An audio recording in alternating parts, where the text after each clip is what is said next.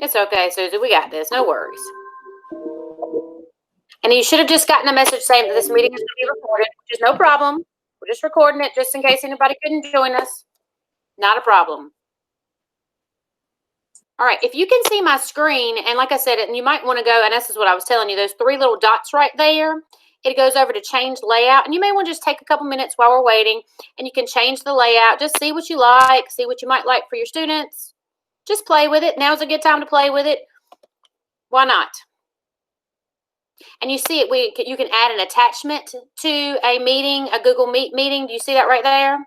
You can add an attachment, which is kind of cool. And the attachment is just that PDF of the picture, which is fine.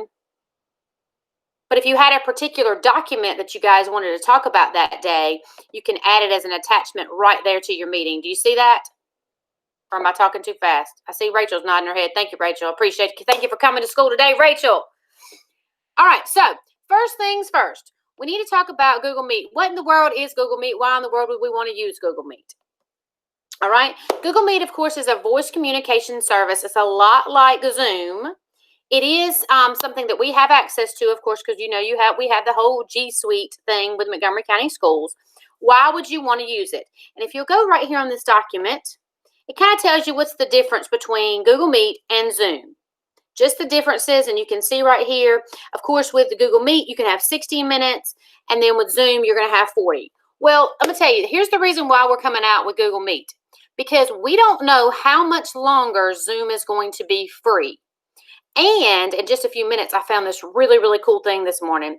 And if you haven't already done this with your Google Classroom, if you have Google Classroom, you're going to want Google Meet, because you can add the link for your Google Meet right there in your Google Classroom. And it's going to be so easily and accessible for your students. You're going to love it. But if you'll notice right here, so that's one of the things that thinking about, what if Zoom is not free? And then how do we get this into our Google Classroom a whole lot easier and be more accessible for students? And then, of course, how do I do it? How do I even set up a meeting? All right, well, so let's start there. I'm in just regular old, right over here into my Google, right? I'm going to go over to this little three dots, the good old waffle beside your little face. You should already be logged into your into your Google platform. I go click on the three dots. The easiest way to schedule a meeting, just say that you wanted to have a meeting with Miss Dunn. I saw her on the call this morning. I want to go have a meeting with Miss Dunn, and I want to go have a meeting with Miss Dunn tomorrow on Google Meet. Easiest thing in the world. I go over to my calendar. I click on tomorrow, which is the 25th, or I can just click create. I'm going to say create. Oh, give me just a second. I'm going too fast. Meeting with Miss Dunn. Are you with me? Is anybody with me? Can somebody say they're with me? Do I still have you? Hold up. I don't see your beautiful faces. Are you still with me? Yay! I see Miss Dunn's thumbs up. Thank you. Woo, Miss Dunn. All right. Coming back over here. Meeting with Miss Dunn. Right here, we was just going to say we're going to do it at 10:30. I can change the time if I want to. I'm going to meet with her at 10 o'clock. I'm going to add a guest. Whenever I start typing in her name, it's already sunk with our Microsoft. Right there. Teresa Dunn. We can deny this meeting later. And then right here, I can put join with Google Meet. And it will automatically... it will make a Google Meet location, and it'll go ahead and make the link for me. It's not like with Zoom. It goes ahead and automatically makes it. And then I can have up to 250 participants. Then when I click save, I'm going to send her the invite, and it's done. And then tomorrow, when I want to go to that link, I just click on it, and there's my meeting with Miss Dunn. Oh, sorry, for the 25th, tomorrow. And Miss Dunn should, sometime soon, receive a notification saying that we have a meeting. Very, very easy. And if any of y'all want to practice that after this meeting and you want to schedule the meeting with me or Susie, we can do that, okay? Because I want you to feel comfortable with it. So you're just going to go into your calendar, schedule the meeting. It'll send me a notification. It's done. It's not like with Zoom when you had to get that link and then bring that link over. Does that make sense? If that makes sense, give me the thumbs up. Now, if you use Google Classroom, anybody use Google Classroom? It's even easier than that in Google Classroom. If you want to have a meeting with your entire class, and I'm going to show you right here on the notes, I put this video because you're probably going to forget what I said whenever we get done. It's even easier than that. Now, I did need to remind you about this. I forgot. I'm sorry. So if you create a meeting link like that, it is only live for 20 days, and then it expires. So say if I had a meeting with me and Ms. Dunn, I could use that same link back and forth between me and Ms. Dunn for 20 days, okay? But I can set up a Google Meet link for my Google Classroom. And right there's a little how-to video in the notes. And it takes you straight to this gentleman. It's a 1-minute video. And I'm not going to make you watch it. Hey, everybody. Because I'm going to show you, okay? He's going to show you really, really quickly. So if you forget what I said after today, you can always go back there and look at him. All right, I made a test class. I'm going to go back, and I'm going to remind you how to get into your Google. I tell you what, let me start from the beginning. So I'm in my regular little Google. I go over to my waffle. I go over to my classroom. And I would highly recommend this. If you don't already have a test class, you might want to have a test class just so that you've got something to play with so that you're not playing with somebody's real class. If that makes any sense, you might want to just have a test class. But if you want to go ahead and have a Google Meet link right here, do you see this? I have this Google Meet link, and this Google Meet link is always there for me and those students that would be in this class. Easiest way to do it. Go over to your little handy dandy sprocket. Scroll down. And right here it's going to say generate a class code. Generate. Make it visible for your students. And then once you click save, there will be a Google Meet right there for your students all the time, and it's automatically done. Now, and he'll say in the video, and we'll have to check, I saw Derek on this call, there's some settings that we can go into, Derek, that can make it to where, I'm going to stop presenting my screen so we can talk about this for a second. There's some settings that we can make it to where the kids can't get on the call when we're not on the call, and it'll only keep the call up like 2 or 3 minutes after we're done.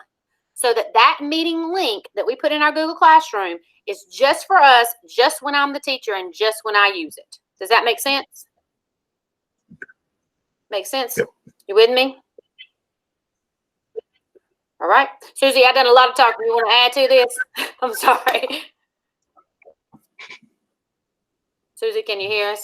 Did she leave it to me today? That's okay. Y'all know Nora, I have a question. Yes, ma'am. Let's do it. Can you change that link? Like make it specific, like if I wanted to say music class, can you change the link itself, edit it? I don't know. Let's try and play with it. I can certainly find out. So if I go over to my meeting link. So you want it to say something specific? I don't know, but I can certainly find out, Michelle. So you want it to say, now you can have it just specifically for that class. Is that what you're asking? Right. So yes, right. A link that is specific for just that class. But if you're trying to make it something like that says Michelle's music class at the end, I don't know if you can do that because I think they generate themselves. Sarah, have you had any luck with that? That was the question. Because I know Sarah Woolley has worked with this. Sarah, have you had any luck with that? I can't hear you, Sarah. I think you're muted, baby. Okay. Can you hear me? Can you hear me, Nora? I can. Yes, ma'am. All right. So I'm reading, yes, you're able to set up a custom code for meeting. You can enter a nickname or leave it blank, and then to start your own meeting. Tip, you can pick any name and share it with other organizations. So the answer is yes. Cool. But I haven't actually done it, but yes. But you can Google that and let's see. It tells you, takes you right through the steps. There's a meeting nickname, I guess. Oh, no. Cool. Wait a minute. What about the URL? Yes, you can. Let's see. It might not be the URL. Okay. It's just you can have a nickname for the meeting. So that's not what you're looking for. No, that's like your same thing with Zoom. You can name your meeting. Yeah, just the name of it as in general, but you can't like change the end of it, the whole link of it, just to make it easier to remember, right, Sarah? No. But I mean, if it's on your classroom, it's going to go with your classroom name anyway. Michelle, you'll probably have your own classroom, right? Yeah. Yes. Yes. It was just just a Good question. question. No, I mean that's a great question. That's really, but and then like I said, when I saw that this morning that you can automatically add there at the very top, that like I said, we just need to check with Derek and Rodney and them. We need to make sure in our Google settings that it's set up that kids can't get on there whenever we're not on there. Does that make sense? Mhm. Sarah, have you had any practice with that? I've no, but on my Zoom meetings, as long as they're being recorded, I've left and let my kids stay on and made one of them the whatever the host or whatever, as long as they're being recorded. Made one that I trust a host. And they really enjoyed that. They really enjoyed that, Sarah, because I can testify they really enjoyed that. Yeah, they like being able to talk to each other since they haven't been with each other. I want you to take just a few seconds to look at this screen that you're looking at right now. I want you to pay attention to at the very bottom. Do you see the little CC turn on closed caption? Everybody just take just a second and click on that button that says turn on closed caption. And then when your bar moves out of the way, you should see, it'll say me and it'll show that I'm talking. Can you see that? And it says my exact words. And it says it pretty good. Do you see it? Try it. Somebody else say something. Michelle, you're always willing to volunteer practice it. It's not yet.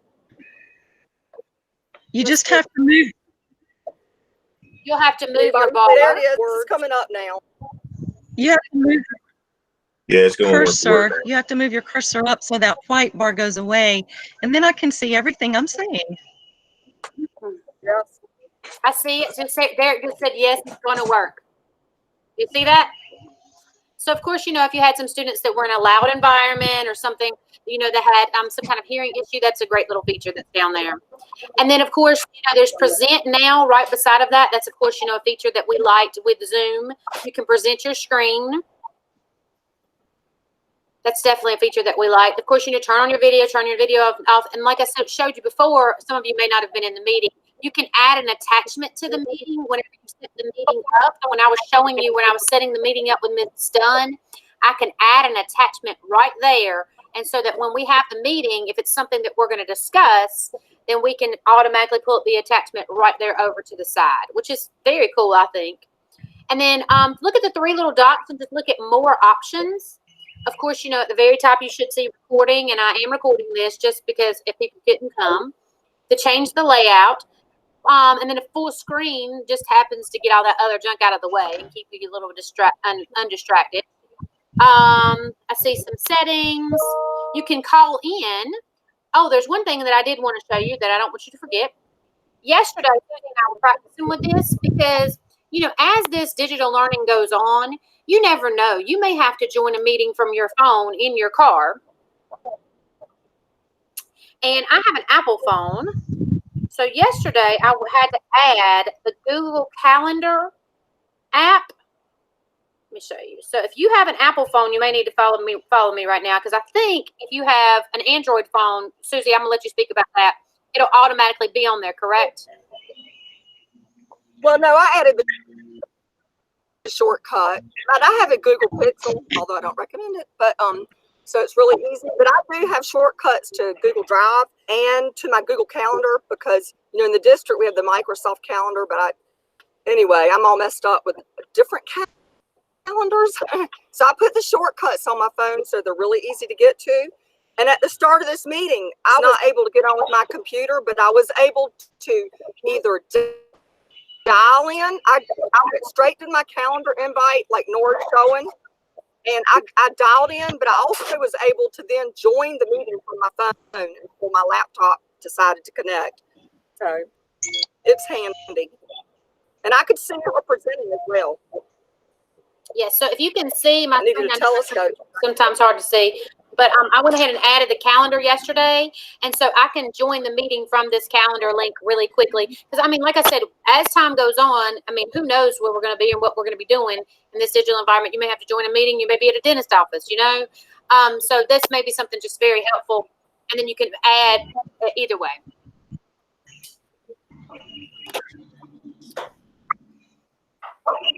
Can you think of anything else, Susie, that's very important, or does anybody have any questions? I've got the Google app on my phone, and I was looking to see have that capability with the Google app shortcut.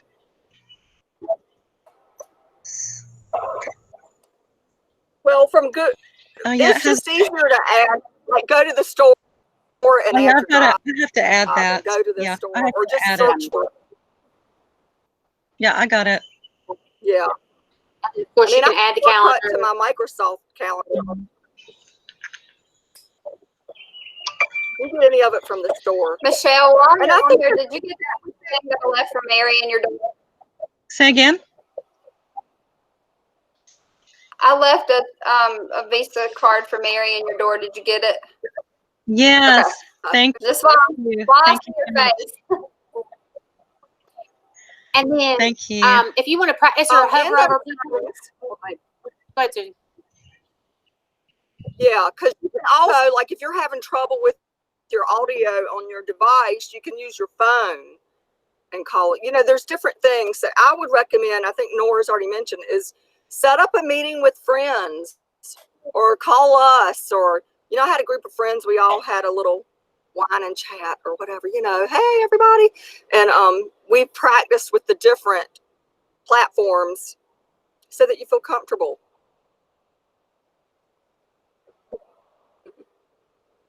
Now, one thing that we were having issues with the other day, and Ms. Dunn, this will be definitely something that you need to know. Whenever we go in to schedule a meeting, we couldn't send like the meeting to, I couldn't type in Page Street faculty.